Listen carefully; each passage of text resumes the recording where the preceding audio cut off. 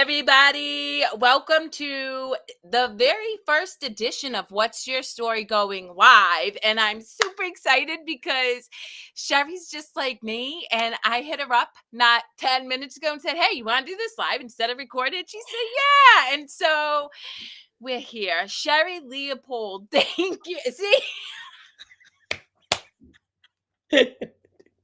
Thank you so much for being here. Oh my gosh. I'm gonna try to do me a favor. I could say your praises, but everybody who watches my show knows that I bring on people who just have imprinted love on my heart, who inspire me and really show up in service to others, And so to give you the credit that you were due, I want you to share with the community what it is you do in service to others to make sure that I don't botch it, because let's just be real, that's a possibility. Thank you so much, Carrie, for having me here. You are such a delight. Just being in your presence is amazing. Uh, Likewise.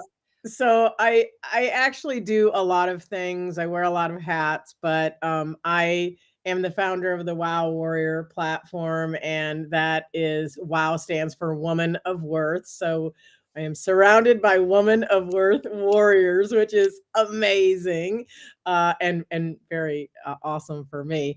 But I love being able to shine a light on the women who stand up and stand out as that unrepeatable miracle that they are. They know their worth. They know how they want to impact the world. They are writing their own history and live their legacy out loud. Mm. And it's such an honor and joy to have you as one of the 2024 honorees for the Wow Warrior Award, and in such great community with other powerful women. But everybody's like, "Oh, thank you, Sherry." But like, I am the one that's so blessed from being able to work with such incredible women like yourself, Carrie. So that's the main thing that I think people will see. I have a magazine of the same name and a television show of the same name. It's just like my way of surrounding myself with just amazing, amazing women. So that's where you'll see me mostly. I'm in network marketing. There's a lot of things that I do, but that's the thing that is sort of my heart center. I'm the proverbial cheerleader, so You it just really gives me an opportunity are. to do I love that. it. And I mean, just in being nominated and with such profound and inspiring women. And I, like you guys, for anybody watching, super selfish in doing my What's Your Story and 2 other shows, because I get to connect with other people who just reinforce, one, why we do the work in the first place, but more than that, we're human with egos. So on the days where I'm feeling a bit like, oh my God, is this worth it? Because we're entrepreneurs. You bring me in touch with all these people who are just like, yes, keep going, girl, keep going. So thank you so much. I love that. Well, let's dive in here though. So when we first met, you shared with me that you had written a book about basically how we talk to ourselves. We're crushing ourselves, right? Can you share with me how you have overcome that limiting self-talk to get to a place where now you're able to highlight and lift up other people? Absolutely. And the book is called Self-Bullying: What to Do When the Bully Is You. And that's one of those things where I you know, I think I always inherently knew that your words were powerful, right? I'm like, that was always something that I just knew. And I remember even back when I was in school, even in junior high and high school, I'm always the one that was saying to my friends, why are you saying that to yourself? Like, why are you saying that? Like when they would degrade themselves or whatever. And so like I think it was always running through me. I was like, it's a mission I've been on. I refer to myself as the leader of the Stop Self-Bullying movement because I really want it to be a movement, and that we move away from finding everything that's wrong with us and celebrating everything that we are, right? And, like, yes, I could lose 10 pounds, and yes, I could do this, or I could have a nose job, or what, like, whatever. I mean, like, we can do things to the outside, but ultimately, I think it's all about really falling in love with who you are, exactly the way you are, and understanding that you are that one of a kind, unrepeatable miracle that is not duplicated anywhere. And, just truly falling in love with who you are, Oh, scars and all, trauma and all. so good. Well, so you mentioned, right, that you were keenly aware of how people talked to themselves even at a very young age. I'm curious though, did you struggle with self-bullying yourself? And if so, what were the strategies that you implemented to be able to really kind of put a kibosh on that? Because that is something that I think we all struggle with, and it takes incredible awareness and work to be able to shift out of that language internally. Yeah, absolutely. I agree. And I think I believe in my heart that every person does it. I mean, there's no escaping it. So, and I write about that in the book. Like, no one's immune. I always say, not the Pope, not the president, no one. It's Like, true. literally, no one is immune to it. And we all have down days where, like, you just feel like you can't do anything right, or like nothing's going right.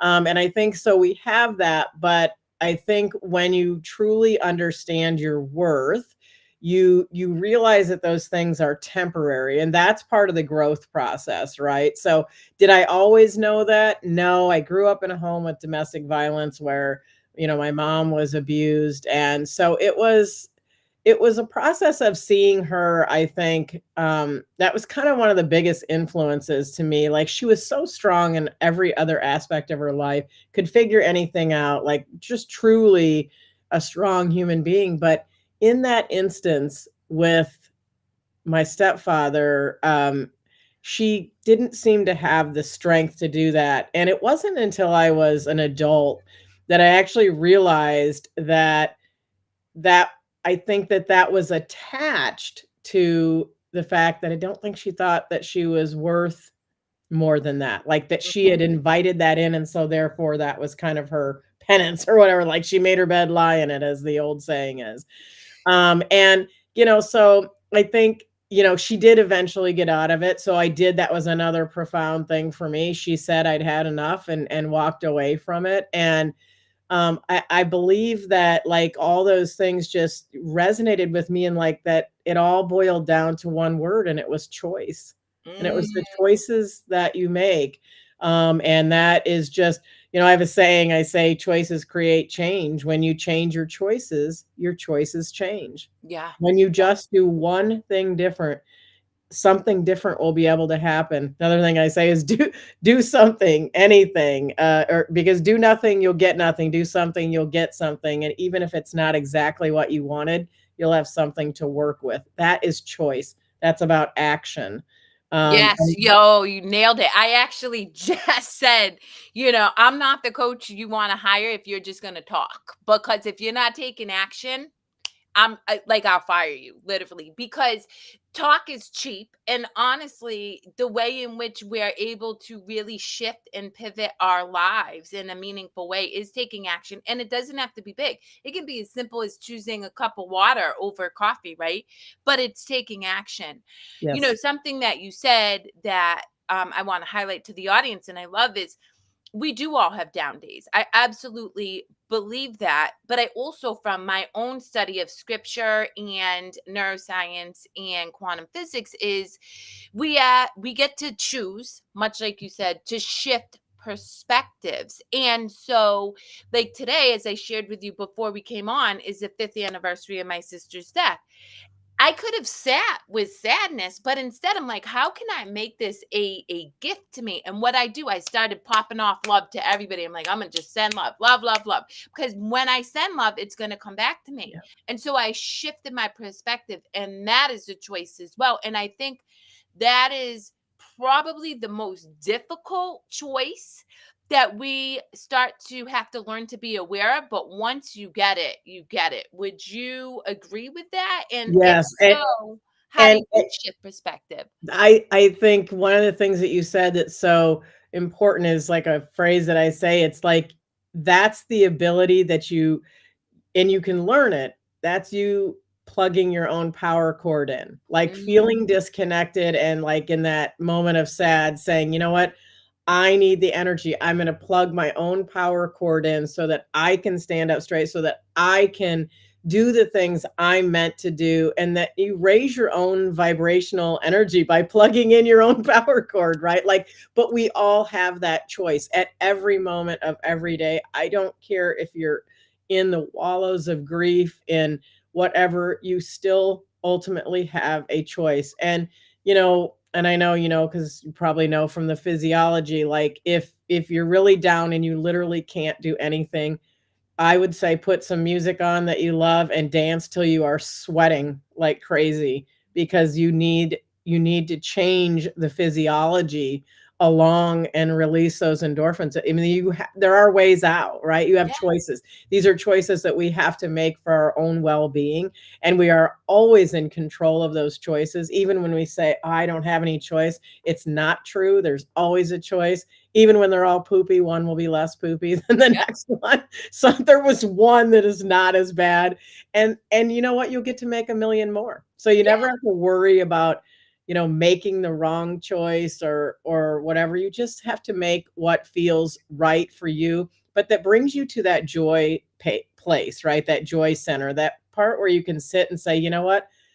Maybe today isn't the best day, but it's okay because I'm still here. It's that gratitude, right? And we mhm, know that that is always going to be a centering thing that we can do, is be in the space of gratitude. And it's something that I would say it's a great choice, when you're in that low spot or whatever, take that piece of paper out and write 100 things you're grateful for. Grateful I have clean water. I'm grateful I have a toilet I can sit on. I don't have to go on a hole in the ground. Like, I mean, they're the basic simple things. They do not have to be grandiose things, but write 100 things you're grateful for, and you will find that will lift you enough to pull yourself the rest away out of the hole. yeah. At least get you a good start. And you know what? Have a great network of people like Carrie Lewis, because if I had a, if I had a bad day, I know I could drop in her inbox True. anywhere, call Okay, her up. I would affirm the crap out of you. But That something that I like that you said, I really want to highlight to the audience. You said list 100 seemingly simple things. And the reason I want to highlight that is because I had somebody I was working with who said, what if the things I choose to be grateful for are the things that cause me anxiety? Right? So, my mom, right? But then your mom's your person, so then you immediately go to my mom's gonna die, right? Because that's true anxiety. You like go from 0 to paranoia in a million in a tenth of a second. So what you said is beautiful. You didn't say pick these big things that could impact you and cause you to feel anxious. You said pick the small things. When I started my gratitude practice way back when I was steeped in addiction, it was for a hot cup of black coffee under a hot shower. And people were like, what? I'm like, no. And it brought me so much joy in that energy, in that joy. To your point, was able to get me up and shift out. And so I'm curious, have you, because you talk about spirituality, you share in our Mhm. group, your pages of the day. So you're spiritual, which I love. I am too. Um, have you always been spiritual and have you always had a gratitude practice? Or is that something you've cultivated over the years of being in this human experience? Well, my first thought was that I was gonna say is that it's happened gradually, but I think, maybe that's inaccurate, because being in the stressful situation I was when I was young, like 3, 4, and 5, I had to have been grounding myself in some way, Hmm. and I'm not sure that I wasn't in my very, young, uneducated self, maybe doing that, speaking to God myself. I might have been doing that, but not realizing that's what I was doing, naturally. Yep. As I've grown, of course, over the years, that has developed out, exponentially or whatever, and understanding now, like, that is my center, Yep. and that is where I will find peace, right? Like, and I can remove all of the outside things by placing myself just in that space of my personal relationship with God. I can, because that is first and foremost, right? Like, everything stems from that, and I believe I can take any stress or anything I have to that place of center, and or that place, and be centered, and right myself there. So I don't know that I did it when I was young. I think maybe I did a very immature version to Yeah. answer your question of it. And maybe it was innate in me, because I didn't really have any, if you want to say, religious education, Yeah. anything like that. I didn't really have any of that. I wasn't modeled that, like, any of that stuff. Um, but, and I think, like, my mom always said, that she believed in God. That was never something that she hid, but she didn't talk about it a lot either. So I just didn't have a lot of, I guess, nurturing that way, but it was enough that the seed was there, I Yeah. guess. So, So I'm curious then, because I'm very similar to you, right? And what I would say is my self-help journey, from 14 to whatever, led me to spirituality, but it was not innate in me, and it took immense amount of work. Was there a pivotal moment where you're like, okay, I definitely believe in this higher power, and or was it just like gradual, you found yourself leaning into peace internally, and then kind of just cultivating one, the peace, but then obviously when you're in peace and connected to the energy, even if you don't call it God, like we're all energetic source, you then experience like manifestation, you experiences based on connecting with that source. So how, and I ask because I work with people who are steeped in addiction, and I, if you had told me when I'm downing 2 bottles of wine at night to like just get in touch with my God, it wouldn't have felt right. So right. yeah, so I'm curious, was it cultivated over time, or you just kind of went for it and experienced the gifts that came from having that relationship?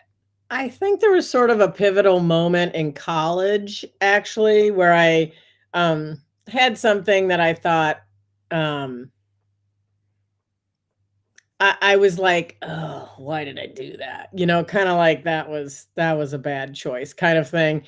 And, I remember walking, near, well, it was the lagoon at Northern where I went to college, and I remember walking around there and just sort of talking to God and thinking, "Oh, man, like, man, I need your help. Like, what am I doing?" kind of thing. And, just, I think that was sort of like the opening, of that, was like, I cannot do this by myself, Yeah. kind of thing. Which is interesting, because it wasn't very long after that that I met my husband, which will be married 37 years this year. So it's sort of an interesting thing that happened shortly after that. But, and it was, and I don't know that I changed hugely as a person. I just think that it was kind of like an awakening or an opening for Yeah. me to maybe, to more than I actually realized was there. And I and Yeah. I I feel like I've been opening that can and, throwing things out of it ever since, it's just like been blooming out of there ever since. So, and then What's that's so been a continuous journey. And I believe it is always a continuous journey. Yeah. Yeah, I agree. I mean, well, because we're constantly contending with external experiences and then having to come back to our internal guidance system to find that peace, and to I believe that that's what inspires me to do things like this. And from my evolution, I've come to understand that my inspired actions are the most profound and have the most benefit to me and hopefully to whomever you know, I am or you are being led to serve in any particular moment. And I think that's why I love your heart so much, because you show up and you just say, I'm going to honor the beautiful gift that you are as a person, rather than, oh, well, I'm here to serve people, so I can't really honor you, because if I honor you, then that might take away from me. And that really comes from a place of fear, right? Yeah. Yeah, and I think, that that kind of points to what I believe my legacy is, Carrie. And I in fact I wrote in a chapter in Finding Your Purpose, that was my most recent book. And I it's called Let's Do a Cannonball Together. I'm a very visual learner, so this is sort of like what I describe my legacy as. Is my legacy is helping you go farther faster, right? Like that is my legacy. And it's wrapped in yours and anyone I come across. If I help you with that, then I'm serving my own. Yeah. And so my chapter called Let's Do a Cannonball Together, like I always say, if you and I are on a dock together and I you go running off the end and you do a giant cannonball and you make a ripple, that's amazing, and you'll have that effect and that impact in the world.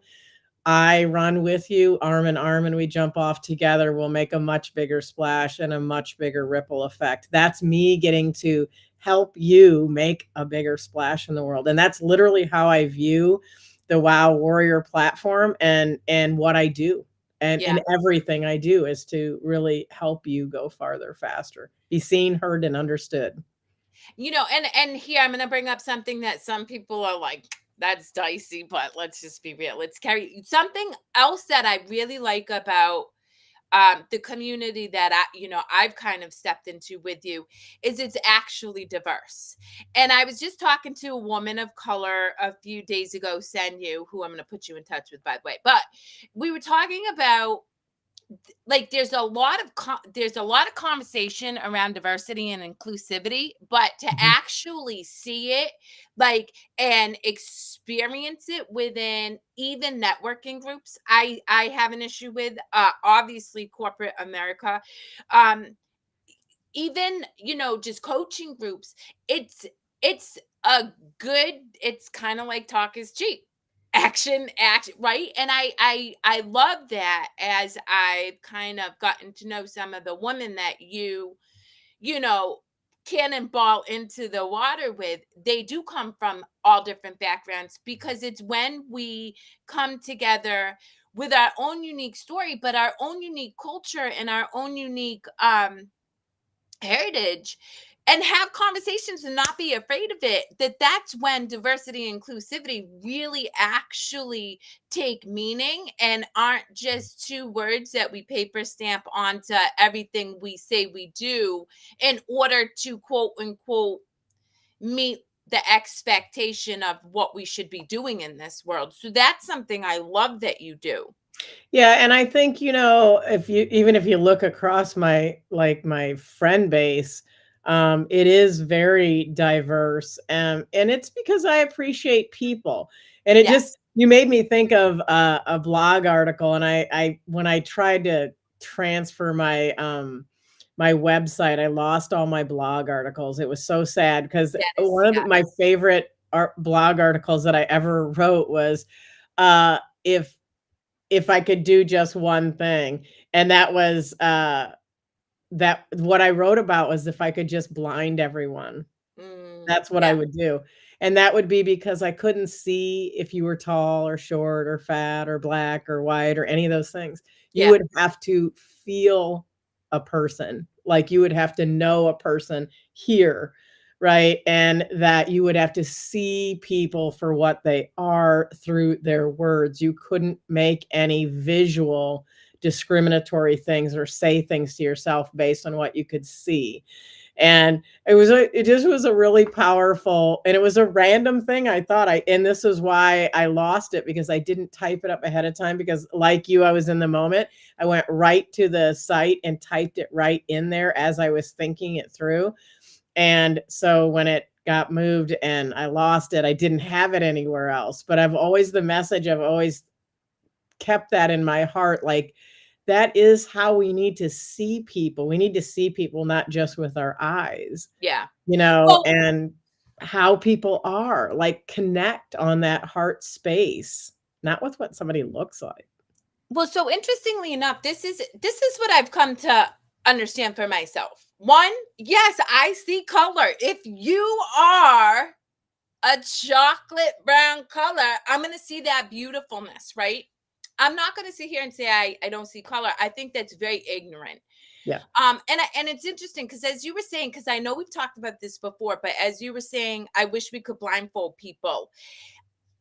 I don't think we should, because I think there's so much, there's lessons and blessings. And I actually shared this.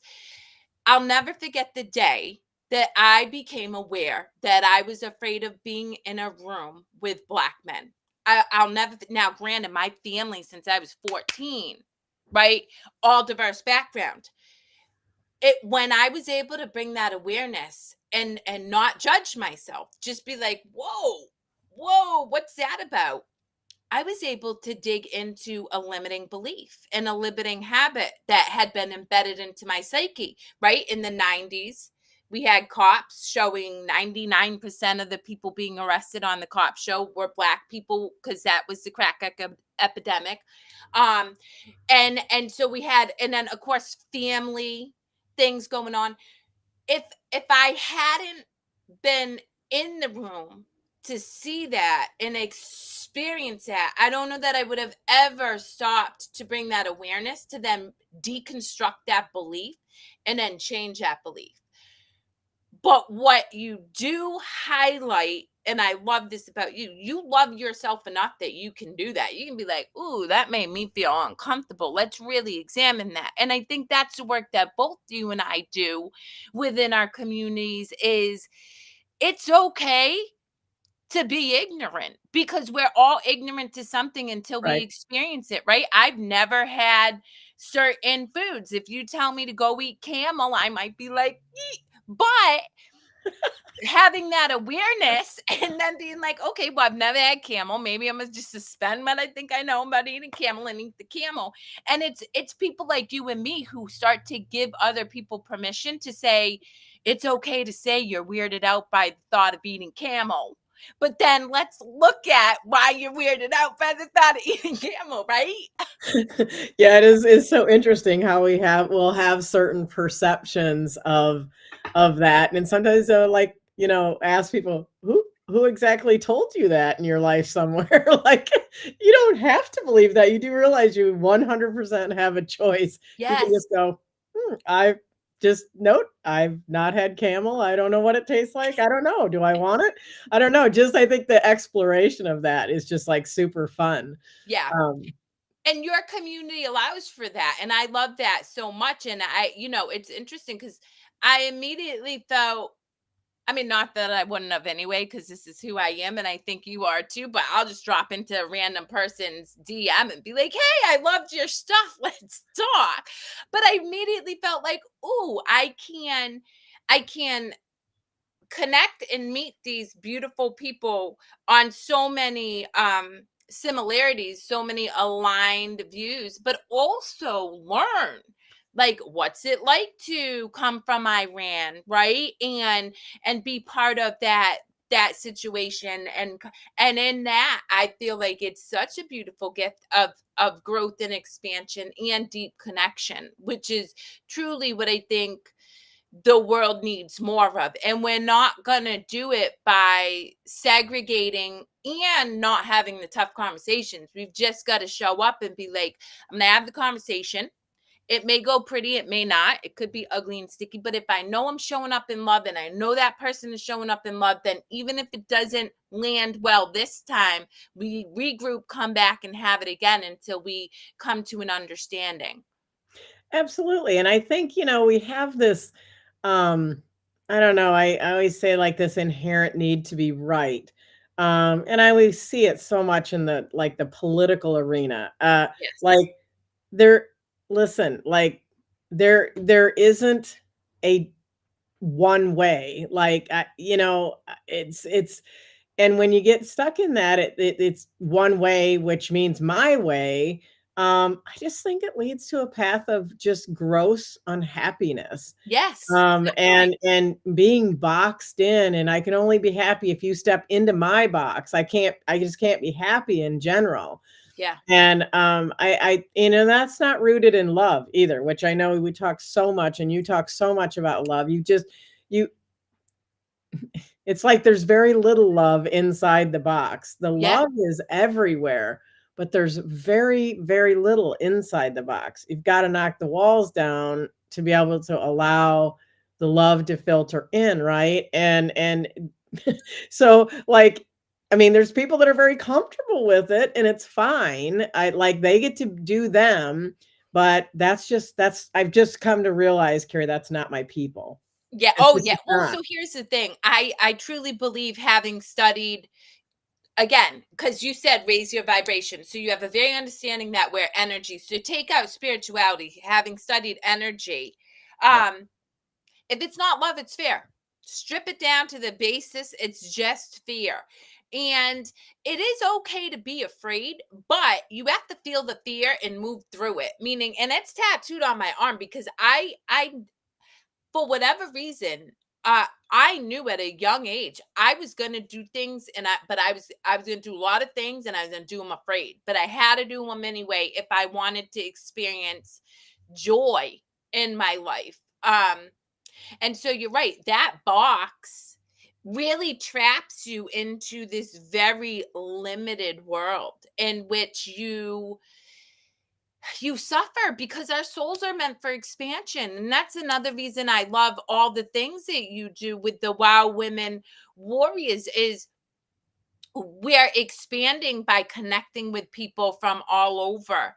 We're expanding by learning maybe the same thing, but said in a different way that might have implications that could help us grow even further, even though we know the lesson.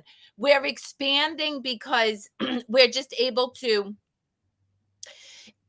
connect. I mean, that's really connection is the expansion. So, you Absolutely. mentioned your legacy is to, cannonball into the water with as many women as possible, right?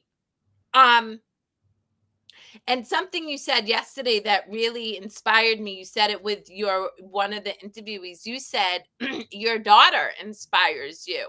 So, Mhm.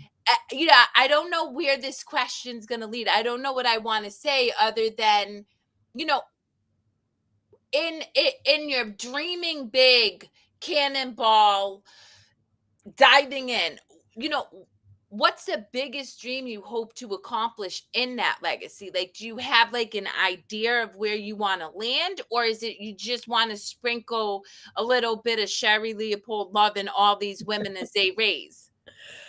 Um, you know, I think like the expansiveness of it and like the I guess expanded version is just that it is to create that place where women inherently know they have worth. Like, and with enough people in the Wow Warrior platform, because though they are those people, right?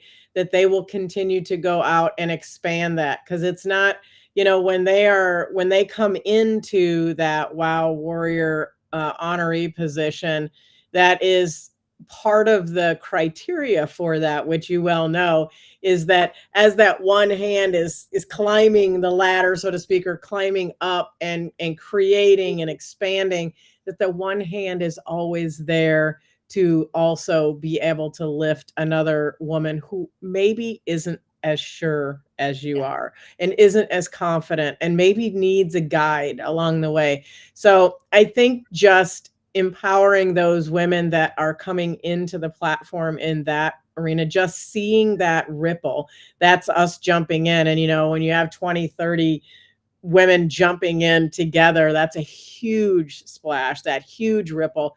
And I always say, you know, that ripple of blessings, I'm not even going to see the people that some of these people impact, and things that they do together that impact somebody else. Like there's people that are doing collaborations that have come in, they've been on each other's podcasts, they're in business together now, they've met through this platform. That is the expansion of it, because they will touch people I will never know about. But see, that's my legacy. It's all wrapped in there. I don't need to see it to know it. I'm doing it, therefore it is. I don't know if Yeah. that makes sense. Yeah, and you are doing it, and so you do know, like, you just it's like this visceral understanding that you're Yes. doing it. So here's the thing. So why women? Why women?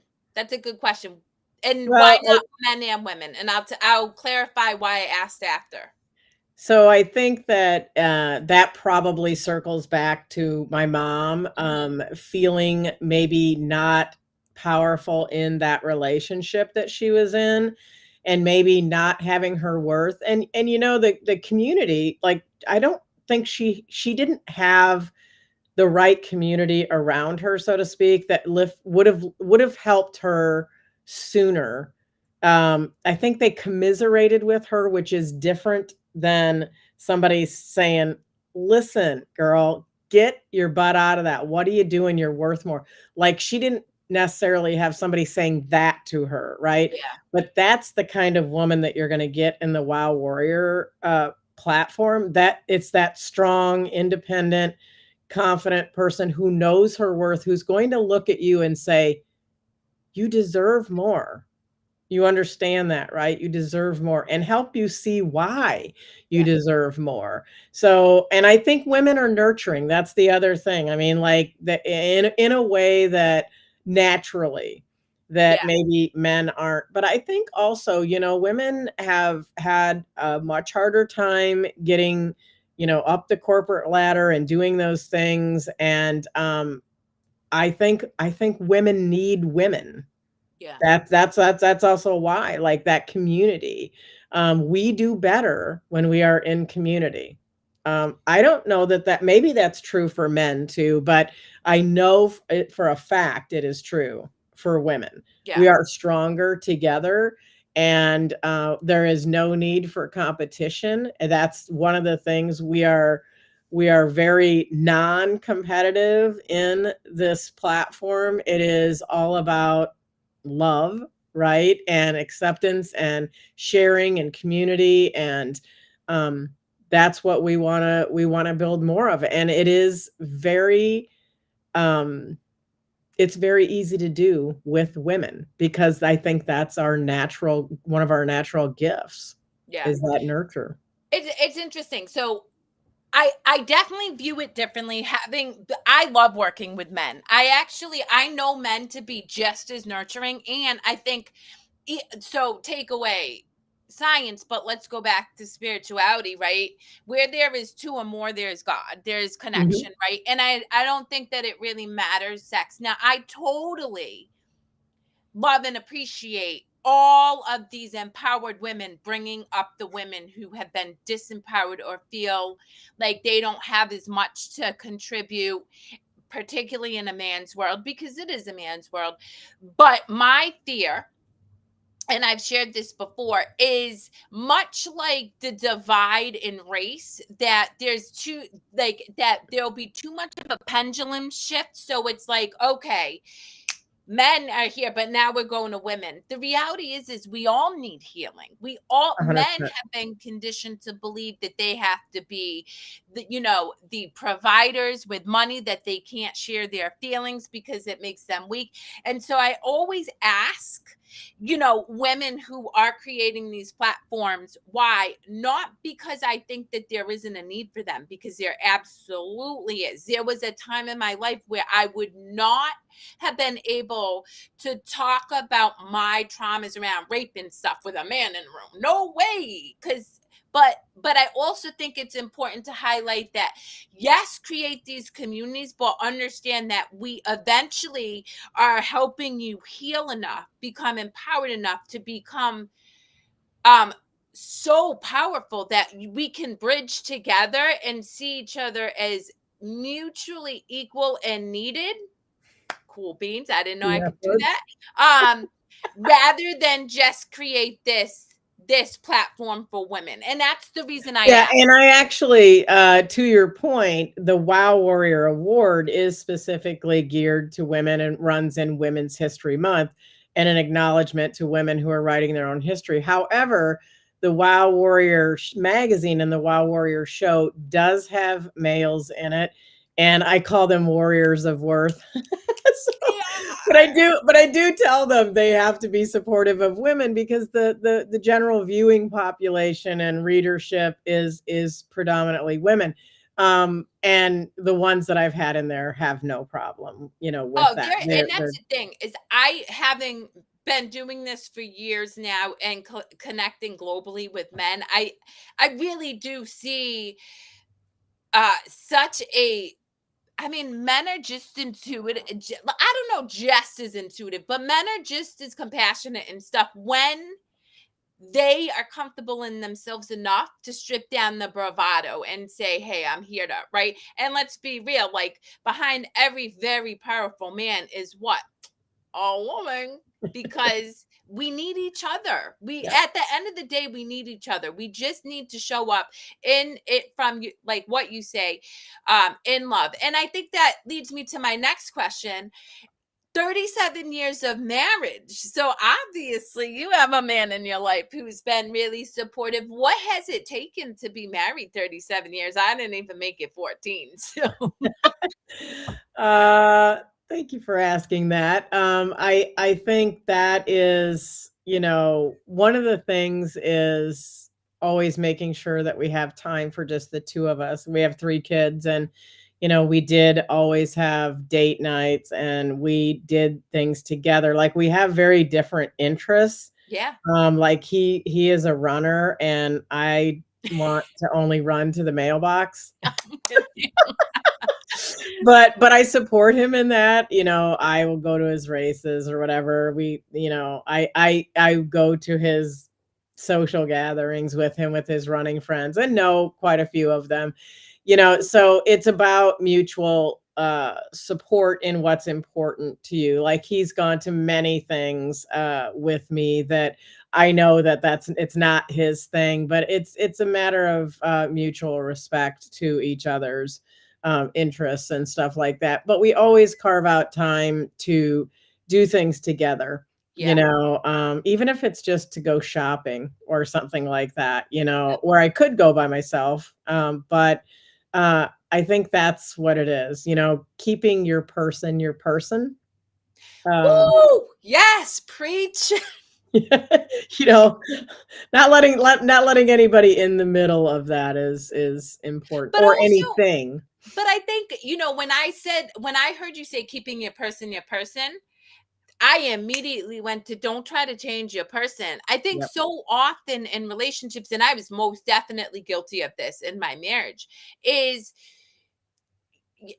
you're coming from this belief of love, but you're not accepting the person where they're at in any given moment. And the reality is, in 37 years of marriage, I can only imagine that both you and your husband have grown Yes. exponentially. You're not the same people you were when you first got married, but you didn't change him Yep. or expect him to be any different than who he was in this year of marriage, rather than being like, hey dude, I signed on to, and you need to be that, because otherwise it's never gonna last, right? Yeah, right. And I think you have to just acknowledge, and if you know from day one that you're going to change, which you should, we all change, right? And that's what, to me, that's what you agree to when you get married, is that you are marrying that version of them and that day and every version that they will evolve to. Yeah. That's what the commitment is. And I think some people, maybe it is just maybe some naivete that, like, maybe they don't realize I that didn't. they will both change, like you will both change and that that might not be compatible. And, I mean, obviously there are things that push people apart, like addiction and just different things like that, that get in the way of the person to person, right? But it's funny that you asked me that because I said something to somebody just recently about, that a saying that always poked me was when people say, "Oh, you complete me." I absolutely abhor that I station, hate that that that too. statement. And I'm like, if someone says that, you might as well just say, "I'm planning on getting divorced."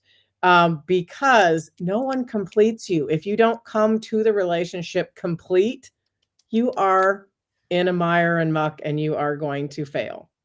Absolutely. Well, think about, I mean, one that you complete me is spewed with codependency, right? And Yes. I hate that because, I think about my relationships when I struggled, and the minute I was sad, that person was sad with me. I'm like, why are you being? Can I just be sad? You be happy, dude. Don't be sad because now you're like not helping me get out of being sad. But yeah, you're spot on in that you have to be whole. I believe unequivocally to then be in a relationship where there's two whole people who really help lift each other up rather than Yeah, and I relying on think each other. a good point. You're saying you have to be whole. I think, people, I don't want them to be confused because whole doesn't mean perfect. Yes. Whole means just you as you are, exactly as you are, unrepeatable miracle, no qualifiers, right? You're coming exactly as you are and being accepted for every part of who you are when you enter into that relationship. And that agreement that you make that, I'll be with you. And the changes, I mean, you see it with people that have chronic illnesses or, a devastating illness or something like that. There's a reason that in the traditional vow sense of marriage, they say in sickness and health, they're speculating there might be some crap down the road somewhere that you have to deal with, right? But the reality is you have to love the whole person and the person is whole. Yeah. And Yeah. and That's a that really that is that's the key. That's great clarification. So, but as we wrap up, we'll wind down. And I have two more questions. One is the one that you asked me, but it doesn't even have to defer to a woman. Who has inspired you and really been the catalyst for how you show up in the world in this as you are now? Well, I think I would probably lean in and say a big part of it was my mom, being on that journey that she was on and really seeing her navigate it over the years and then put it to rest, and then stand up. And she was the first entrepreneur that I ever saw. Mhm. Also, so she was influential to me that way. And her independence, that was just like her breakout thing, like she worked in the restaurant industry, most of her life. And then she owned a restaurant, like, and that was a huge step. And so she was a big influence. And I think also my stepmom too. And completely, totally different women. Yeah. Um, my stepmom was, very, what's the word I want to say? Like, did how do I want to say, like, did things with processes, I guess is what I want to say, like, very Structured. organized and Yeah. things Yeah. like that. So my mother was much more of a free spirit. So it was kind of nice to have both of those influences of, to find that mix in the middle, Yeah. where for me it's comfortable being me, and I think those two having that very not scheduled, but like that sort of organized person. And also, it's okay to be completely free and, you know take this whatever item and turn it into something else and paint it and, use it for something else. She was like ultimate repurpose DIY before Love it was her. a thing. So to have both of those influences was really, I think, hugely impactful for me. So I would say probably, that was the both of them. So Yeah. Mom That's and bonus mom. yeah, I love that so much. All right, so last question, what would you leave anybody watching this? What words of wisdom or, key belief or tool do you have that you feel is just critical in experiencing a life of joy and a life of bravery? Because anybody who's a wow warrior is somebody who shows up brave. Absolutely. Great question, Carrie. Thank you. I think what I would like to leave you with is that, with 8 billion people on this planet, you are absolutely an unrepeatable miracle. Your DNA is not repeated. I say it all the time. Your DNA is not repeated anywhere on this planet. You are unique. You are that snowflake, that one of a kind. Embrace that. Embrace everything that means. If that means one leg shorter than the other, or you have Yeah, freckles, or whatever it is, you're tall, short, heavy, it doesn't make any difference. Whatever that is, exactly are you as you are is imperfectly perfectly you. I mean, right? Perfectly imperfectly you, however you want to say it. And that you are that unique human being, and nobody can do anything exactly the way you can do it. So you just do you. That's yeah. the thing you'll always be best at, is being you. And to double down on Sherry's point for any of you listening, there is incredible amounts of evidence that say as you show up authentically and as your own unique individual self, you vibrate at an energetic frequency that's higher than unconditional love. So I agree with you. Thank you Absolutely. so much, Sherry. I will Thank you. figure out how to drop your information because let's all be real. That's not something I care to do, but I will because I love you. Um, Thank you. and I am just so grateful to know you and honored that you took time to speak with me today in the community. And if anybody got any nuggets from Sherry, please reach out to her. She's a gift to my heart and soul, and I'm blessed to know you. Thank you. I so appreciate you, Carrie. Thank you so much for the opportunity to share with your community. And you are a bright light, my sister. Keep shining.